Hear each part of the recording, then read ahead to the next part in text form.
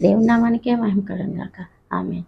బంగారు తండ్రి కృపలు మరి ఒకసారి సజీవపు జీవవాక్కులు అనుక్షణం అనుదినము ఆకువడక తన కాళ్ళ మీద ఫలమిచ్చి చెట్టు వలె ఉండాలంటే ఆయన నామస్మరణ, ఆయన మాట, ఆయన్ని స్తుతించి ఆయన కలిగి ఉండి ఆయన పాదాలు పట్టుకునే భాగ్యపు అర్హత సంపాదించుకుని ఆయన కలిగి ఉంటేనే ఆయన జీవవాక్యం తింటేనే మనం బ్రతుకుతాము, బలం కలిగి ఉంటాం అన్నమాట. లేకపోతే కనుక ఈలోక భయంకరమైన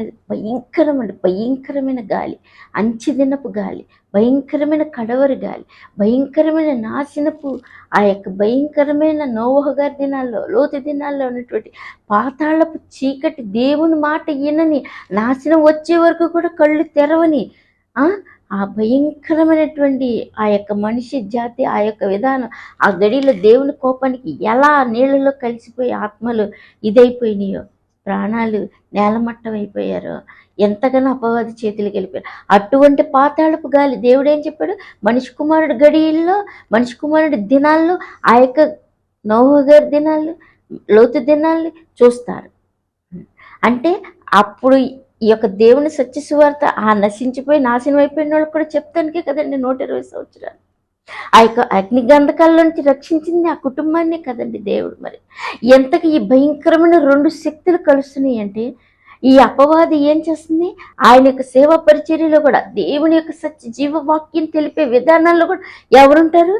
ఈ లోతు దినాలు, ఈ నోవహు దినాలు వాళ్ళే ఉంటారంట. వాళ్ళు ఎలాంటి వాళ్ళు? భయంకరమైన విధే.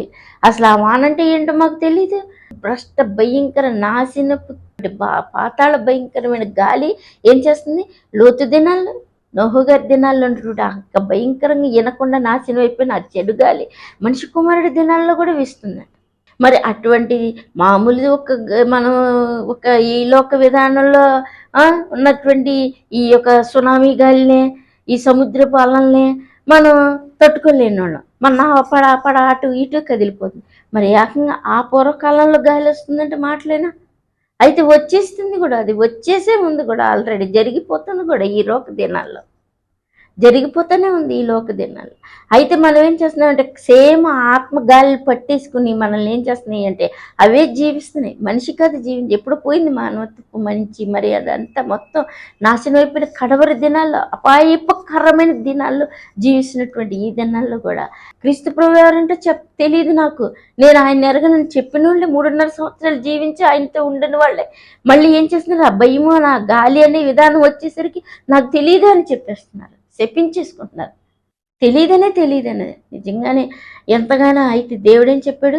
మీ కొరకు నేను ప్రార్థన చేస్తాను, తండ్రికి అప్పచెప్పానన్న ఆ యొక్క జీవపు కవలిలో, జీవపు ఆత్మలో ఉన్నవారు కాబట్టి దేవుని అభిషేకం వారి మీద నిలిచింది. దేవుని బలమైన శక్తి గల ఆత్మ వారిలోకి వచ్చి ఉంది కాబట్టి అగ్ని లాంటి ఆత్మ వారు ఏం చేస్తున్నారు? మళ్ళా పునరుద్ధానుడైన దేవుని కోసం సాక్ష్యం చెప్తున్నారు. సాక్షిగా జీవిస్తానికి నిలబెట్టింది దేవుని ఆత్మ, క్షమించింది, ఆ చీకటి బలహీనపు అపవిత్ర గాలి నుంచి విడిపించింది వాళ్ళని. అయితే ఆయన బిడ్డలుగా, ఆయన సాక్షులుగా జీవించి ప్రాణంతో సహా ఆయనకు అర్పించడానికి ఎంతగానో ఆయన ఆత్మ ఆజ్ఞానుసారంగా ఆయన దయలో పొందుకుని వారేవారు. ఎంతగానో ఆయన విశ్వసించి, ఆయన నమ్మి, ఆయన యొక్క విధానంలో, ఆయన మార్గంలో నడిచి, తండ్రి యొక్క దేవుని యొక్క మార్గం తెలుసుకుని జీవం కలిగిన వారు కదా, సత్య స్వరూపుని ఏం చేస్తున్నారు? ఒకసారి దేవుడు వాక్యం అపోస్తల కార్యాలు 4:1 చదవండి. వారు ప్రజలతో మాట్లాడుచుండగా యాజకులను, దేవాలయపు అధిపతియు, సద్దుకాయులను వారు ప్రజలకు బోధించుటయు, యేసుని బట్టి మృతులలో నుండి పునరుద్ధానము కలుగునని ప్రకటించుటయు చూచి కలవరపడి వారి మీదకి వచ్చి వారిని బలత్కారముగా పట్టుకొని సాయంకాలమనందున మరునాటి వరకు వారిని కావలిలో ఉంచి వాక్యము వినిన వారిలో అనేకులు నమ్మిరి. వారిలో పురుషుల సంఖ్య ఇంచుమించు 5,000. మరునాడు వారి అధికారులను, పెద్దలను, శాస్త్రులను యెరూషలేములో కూడుకుని. చూసారండి ఎంతగా మనిషి కుమారుడి దినాల్లోనే లోతు గారి దినాలు, నోహు గారి గాలి ఆ యొక్క మనిషి కుమారుడి దినాల్లో వీస్తుందని చెప్పిన దేవుడు ఆయన తండ్రి చిత్తం జరిగించి లోక బలియాగమయ్యి ఆయన ఎంతో రక్తం కార్చి అనేక మంది కోసం అనేక గొర్రెలను పిలిచి మార్గం తెలిపి చేతుల్లో భద్రపరిచి ఆయన రక్తంతో కొనుక్కొని ఎంతగానో దేవుని యొక్క జీవవాక్యపు శక్తితో నింపి ఆత్మను పంపి నిలబెట్టి లేవనెత్తినప్పుడు ఇంకా ఆ యొక్క చీకటి ఆత్మ గాలి ఏం చేస్తుంది, ఇంకా పరిశీలన పని చేస్తూనే ఉంది. ఆయన సిలువ కప్పచెప్పిన, ఆయన ఎంతగా తిరిగి లేచిన, ఆయన యొక్క మీద అబద్ధపు సాక్ష్యాలు పూనుకొని వారు ఎంతగా చెలరేగిన సంఘం యొక్క ఆ యొక్క దేవాలయపు తెర చించివేసిన ఆయన ఎంతగా చేసినా కానీ ఇంకా గాలి ఏం చేస్తుంది, ఇంక ఈ పరిచయంలో ఏం చేస్తుంది, ఆయన నిలబెట్టిన సేవకులు, ఆయన నడిపించిన బిడ్డ, ఇంకా ఆయన సంఘాలు ఏర్పరచబడే భాగ్యపు మార్గంలోనికి వెళ్తూ దేవుని యొక్క ఈ బిడ్డలకు కూడుకునే సమయానికి వచ్చినప్పుడు కూడా ఇంకా చెడు గాలి ఏం చేస్తుంది, వీళ్ళల్లో ఉండి వీస్తూనే ఉంది. వీళ్ళని ఏం చేయాలి? నజరేయుడైన యేసయ్యను గురించి చెప్పేస్తున్నారు. వీళ్ళు ఏం చేయాలి? ఎందుకు అలాగంటే ఆ యొక్క చెడుగాలు ఏం చేసేదంటే క్రీస్తు ప్రభువుని నమ్మితే, క్రీస్తు ప్రభువుని కలిగి ఉంటే, క్రీస్తు ప్రభు వచ్చారని విశ్వసిస్తే బతకనీయదు. అది మన యొక్క చెడు పాపం, మన చేసిన అపరాధులు, మన యొక్క విధానాలను బట్టి అదేం చేస్తుంది, భయంకరంగా యుద్ధం చేస్తుంది అది. ఎందుకంటే దాని మనుషులు దాని గుప్పట్లో నుంచి పోనివ్వదు. అయినా సరే క్రీస్తు ప్రభు ఏం చేస్తారు, నేను విడిపిస్తాను దాని గుప్పిట్లో నుంచి అని. ఆయన మృతి నుండి తిరిగి లేచి పునరుద్ధానుడి తండ్రి యొద్దకు వెళ్ళిన ఆయన ఆత్మను పంపించి దాని బిడ్డలను లేవనెత్తి ఆత్మతో నింపి మాట్లాడిస్తున్నప్పుడు వాళ్ళు ఏం చేస్తారు, అపవాది ఏం చేస్తుంది, కలవరపడి భయంపడి ఏం చేయాలని మాయోపాయాల ఆలోచనలు చేసే గాలితో నింపబడి ఉన్నారు. అయినా దేవుడు ఏం చేస్తున్నాడు? దేవుడు వాక్యం చదవండి, అపొస్తలుల కార్యాలు 4:11 చదవండి. ఇల్లు కట్టువారైన మీరు తృణీకరించిన రాయి ఆయనే, చూసారా? రాయి మూలకు తలరాయి ఆయనే. ఆమేన్. మరి ఎవరి వలనను రక్షణ కలుగు. చూసారా? ఈ నామముననే మనము రక్షణ పొందవలెను. ఆకాశం క్రింద మనుషులలో ఇవ్వబడిన మరి ఏ నామమున రక్షణ పొందలేము అని వారు పేతురు యోహానులు ధైర్యం చూసినప్పుడు వారు విద్య లేని పామరులను చూసారా, ఆశ్చర్యపడి వారు యేసుతో కూడా ఉండిన వారని గుర్తెరిగారు. చూసారండి, ఎవరు సాక్ష్యం చెప్తున్నారు? దేవుని యొక్క ప్రార్థన కవులలో నుంచి లేవనెత్తబడి దేవుని యొక్క విధానాల్లో భద్రపరచబడి ఆయన చేతిలో. ఎందుకంటే అపవాది గోధుమలాగా జల్లించేసిన, ఎంతగా వీళ్ళు బలహీనులై అబద్ధం ఆడేసిన, ఎంతగా మళ్ళా హృదయంలో తేరుకుని ఎంతగానో అయ్యో పరమపురివాసుడితో ఉండి తినేవారు మనం ఎంతగానో అబద్ధం ఆడామని ఆ యొక్క ఆత్మ తేరుకుంది.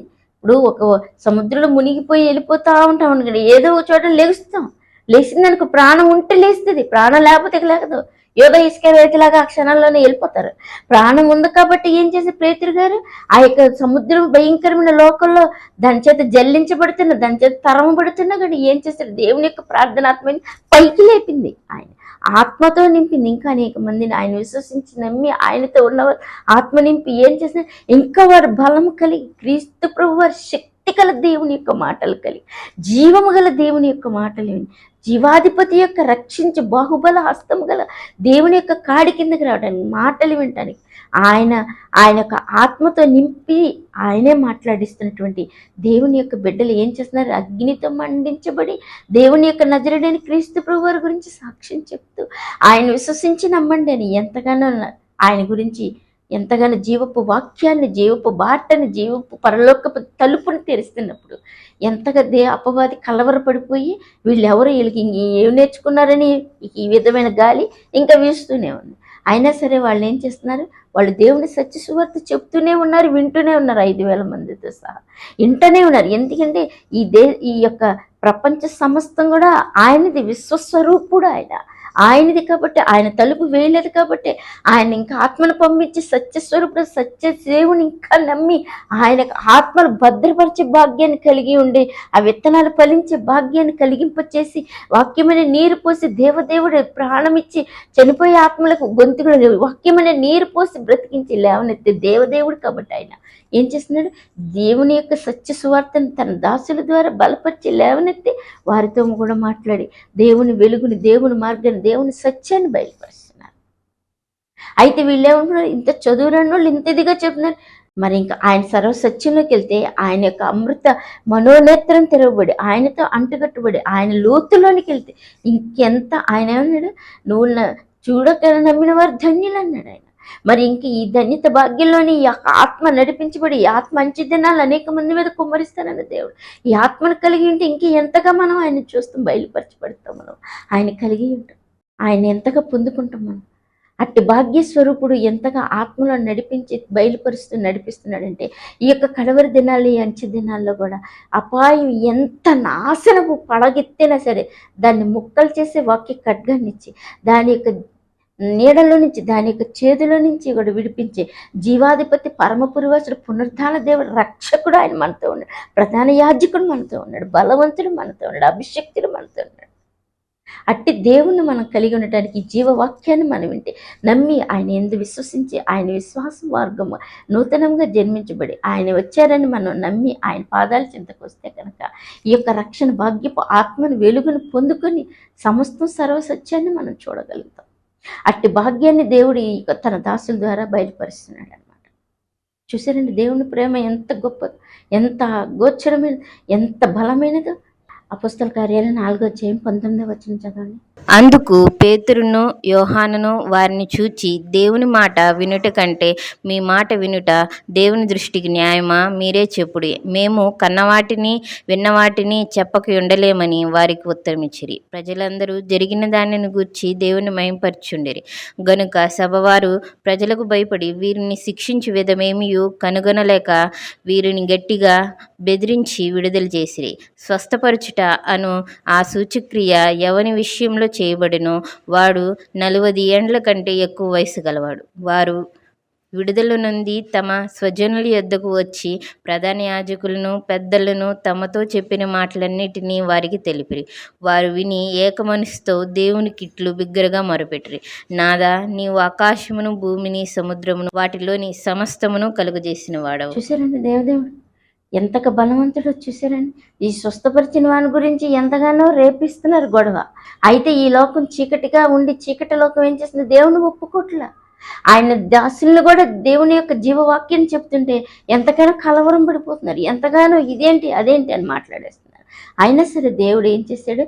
ఇంకా ఈ స్వస్థపరిచిన అతన్ని కూడా లేవనెత్తి దేవుడు ఆత్మ అగ్ని నొప్పు, ఆయన అగ్ని ఆత్మ తగలంగానే అతను కూడా వచ్చి ఎంతగా సాక్షిగా జీవించి అనేక మంది ఇతరులతో కలిసి నాదా సత్యస్వరూపి నీతిస్వరుడా మిమ్మల్ని కలిగి ఉండాలి నాదా అని ఎలుగెత్తి దేవుని యొక్క ఆత్మ అగ్ని ఎలుగెత్తి దేవుని మొరపెట్టి దేవుని సంపాదించుకుని దేవుని కలిగి ఉండి దేవునిలో విజయం పొంది ఆ యొక్క వాక్యం అనుదినము వారి వెంబడించడానికి వారి వెనువెంట వచ్చి విస్తారంగా ఫలించి ఎంతగానో ఆత్మలు రక్షించబడి 7 సంఘాలుగా వారు కట్టబడి నిర్మించబడి ఏకముగా దేవుని పొందుకొని, ఎందుకంటే ఆయన కలిగి ఉంటే, ఆయన రుచి చూస్తే, ఆయన పొందుకుంటే ఎవరికి ప్రాణమైతే సహా వదిలేస్తారో తప్ప ఆయన వదిలిపెట్టరు. అటువంటి భాగ్యపు రుచి అనమాట ఆయన. అట్టి సర్వశక్తుడు ప్రాణం ఇచ్చిన దేవుని యొక్క అమృత వాక్యాన్ని రుచి చూస్తే మనం ఇంకా ఎవరో రక్షించబడాలి, ఎవరో వచ్చి లేపాలని కాదు. ఆత్మ తాకితే చాలా. అపోస్తలుడైన పౌలు గారు కూడా సౌలుగా ఉన్న ఆయన ఎంతో హింస కలిగిన ఆయన కూడా అపోస్తలుడైన పౌలు గారుగా మారి ఈ యొక్క రేగిన జనాన్ని, ఈ యొక్క దేవుని అగ్నితో మండుచున్న జనానికి ఏమయ్యారు? 7 సంఘాలు 7 సంఘాలకి కాపరులుగా ఉంచి 7 సంఘపు సమూహాలుగా దేవుడే స్వయంగా ఈ కడవరి దినాల్లో మాట్లాడే విధంగా ఎలా సరి చేసుకోవాలని చెప్పే విధపు భాగ్యపు గృహాల్ని, స్థలాల్ని, సన్నిధిని, ఆయన భాగ్యాన్ని దేవుని యొక్క సంఘాల్ని కట్టింపచేసే పాత్రగా వాడుకున్నారంటే ఇది దేవుని అగ్ని జ్వాల, దేవుని యొక్క ఆత్మ మంట, దేవుని యొక్క పవర్, జీవపు స్వరం, జీవపు దేవుని వాక్యం అనమాట. అటువంటి శక్తిగల వాక్యాన్ని ఏం చేశారు? వారు ఆ దినాలను పొందుకున్నారు, ఆ ఆత్మను కలిగి ఉన్నారు, రుచి చూశారు, తెలుసుకున్నారు. ఆ నిత్య జీవాన్ని వదిలిపెట్టరు అంతే. అపోస్తలుడైన క్రీస్తు ప్రభువు వారు విడిచి వెళ్ళిన ఆ యొక్క జీవపు శక్తిని, దేవుని మార్గాన్ని ఆ పరిశుద్ధాత్ముడు వచ్చి మండించి ఆ యొక్క ఆత్మలో నింపబడిన తన దాసులైన పేతురు యోహాను గారు బోధిస్తున్నప్పుడు స్వస్థపడిన వారితో సహా లేగి దేవుని ఆత్మ విస్తారంగా బహుగా 7 సంఘాలుగా కట్టబడే విధంగా అభివృద్ధి చెందింది. ఎంతగా దేవుని యొక్క ఆత్మ నమ్మితారో చూసారా? అపోస్తలుడైన పౌలు గారు సౌలుగా ఉన్నప్పుడైతే క్రీస్తు ప్రభు వారు తెలీదు, హింసించాడు. కానీ తెలిసాక వదిలిపెట్టాడు చూసాడు. ఇంకా ఇప్పుడు పుడుతున్న ప్రతి ఒక్క ఫలానికి, ఆత్మ ఫలానికి, ప్రతి ఒక్క ఆ యొక్క గోధుమ గింజకి, ప్రతి ఒక్క దేవుని యొక్క దాసులకి, ప్రతి ఒక్క దేవుని గొర్రెకి, ప్రతి ఒక్క గోధుమ గింజకి కూడా ఈయన ఏం చేస్తున్నాడు? నీరు కట్టి, తోట కట్టి దేవుని యొక్క ఆత్మవాక్యపు నీరుని పోస్తున్నాడు. ఇప్పుడు సంఘాలుగా భద్రపరిచి ఆయన కోసం ఏం చేస్తున్నాడు? ఒలీవల ఆ యొక్క తోట ఎలా అవ్వ ఆదం గారికి ఇచ్చాడు, అటువంటి ద్రాక్ష తోటగా ఎంతగానో బంగారు తండ్రి కోసం ఏం చేస్తున్నాడు, ఈ ద్రాక్ష తోట విధాన పని 7 సంఘాలుగా కట్టారు. ఇటు ఆత్మతో మండించబడ్డవారు ఎంతగానో దేవుని మార్గపు జీవనంలోనికి వెళ్ళి అంతవరకు వారి ప్రాణాలు అర్పించి ఇంకా విస్తరిస్తున్నది, ఇంకా ఇప్పుడు కూడా విస్తరిస్తుంది, ఇక ముందు కూడా సంఘం ఎత్తబడినా కూడా దేవుని యొక్క ఆత్మ, దేవుని యొక్క దాసులు మండిస్తూనే ఉంటారు ఈ యొక్క ఆత్మదీపాన్ని. 7 కన్నులు, 7 ఆత్మలు, 7 దీపముల మధ్య సంచరించాడు, గొప్ప అగ్ని కార్యం చేస్తాడనమాట ఆయన. అటువంటి జీవం గల దేవుడు మనకెంతో అవసరం. మన ప్రాణం బ్రతుకుకోవాలంటే ఆయన ఎంతో అవసరం. ఆయన పాదాలు పట్టుకోవాలి, ఆయన మాట వినాలి, ఆయన ఎవరని విశ్వసించి ఆయన నిత్య మార్గాన్ని వెళ్ళి ఆయన నమ్ముకుని ఆయన కలిగి ఉంటే మనలో ఉన్న చీకటి అపవిత్రత, మనలో ఉన్న చీకటి ముక్కలైన నాశనం వైపు దూరపోయి వెళ్ళిపోవాలన్నమాట. అది వెళ్ళిపోవడానికి కానీ ఎంతగానో తిక్కమక్క భయంకర గొడవలు, భయంకరమైన అలజడి పెట్టించేస్తాడనమాట. అయినా సరే వాడిని ఆ యొక్క వెలుగు సంబంధులు కావాలంటే, దేవుని బిడ్డలు కావాలంటే ఈ లోకంలో ఎంతగానో మనం ఏం చేయాలి, వెల ఇచ్చి ఆయన సంపాదించుకోవాలి. ఆ యొక్క ప్రాణ యొక్క విధానపు త్యాగపు ఇరుకు మార్గాన్ని నడుచుకోవాలి, ఆయన కలిగి ఉండాలి, ఆయన నిత్య మార్గంలోకి వెళ్ళి ఆయన యొక్క జీవపు పాదాలు పట్టుకుంటే ఈ యొక్క అపవాదిచ్చే ఈ 70-80 సంవత్సరాలు ఈ సుఖం కాదు. ఈ లోకం ఎప్పటికైనా ఇది చెడుల్లోనైనా కలిసిపోవాలి, లేకపోతే ఏటికైనా పోవలసిన ఆత్మ ఈ లోకం వదిలిపెట్టేసేయాల్సిందే, ఎవడైనా ఎలాంటి వాడైనా సరే. అయితే వదిలిపెట్టేసిన ఈ ఆత్మను మనం ఒక్కసారి దేవుని రక్షకుడు ప్రాణమిచ్చిన దేవుని చేతిలో పెడితే బ్రతికించబడుతుంది. ఆయన కొరకు ప్రాణం పోతే బ్రతికించబడుతుంది అనమాట. అట్టి భాగ్యపు జీవపు రక్షణను మనం కొనుక్కుని ఆయన మాట విని బ్రతికి ఆయన యుద్ధకు వచ్చి ఆయన అంగీకరించి ఆయన కలిగిండి నిత్య మార్గపు దేవుని యొక్క ఆశీర్వాదం, సమాధానం, ఆయన యొక్క నెమ్మదిని, సంతోష సమాధానం కర్తకు ప్రాణమిచ్చినేసాయి ఆయన చేత క్షమించబడి రక్షించబడి ఆయన పాదాలు హత్తుకుని త్వరగా ఆయన హృదయంలో చేర్చుకుని ఆయన పొందుకుని ఆయన కలిగి ఉందామండి.